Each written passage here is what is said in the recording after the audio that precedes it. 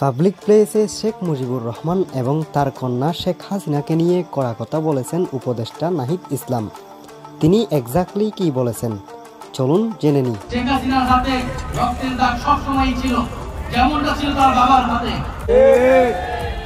আমরা দেখেছি পিলখানা হত্যাকাণ্ড হয়েছে, আমরা দেখেছি শাপলায় নির্মমভাবে হত্যাকাণ্ড এবং গণহত্যা সংঘটিত হয়েছিল, এবং এই সর্বশেষ এই জুলাই মাসে ছাত্র জনতার উপরে গণহত্যা সংঘটিত হয়েছিল। এবং আমরা দেখেছি শেখ মুজিব যখন ক্ষমতায় ছিলেন সে একইভাবে বাকশাল কায়েম করে মানবাধিকার এবং গণতন্ত্রকে হত্যা করে এবং হত্যা করেছিল। ফলে একটি দল ইতিহাসে যখন দুইবার সুযোগ পেল এবং সুযোগ পাওয়ার সাথে সাথেই তারা বারবার মানবাধিকার হরণ করে গণহত্যা হরণ করেছে। তার রাজনীতি করার বিষয়ে আর কোন ধরনের দ্বিধা আমাদের কেন থাকবে? আওয়ামী লীগের বিদায় হয়ে গিয়েছে, আওয়ামী লীগকে পুনর্বাসন কারা কারা করবেন বা করতে চান, এখন সেইটা হচ্ছে আলোচনার বিষয়।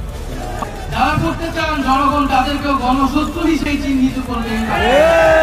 নাহিদের কথাই কতটুকু যুক্তি রয়েছে আপনার কি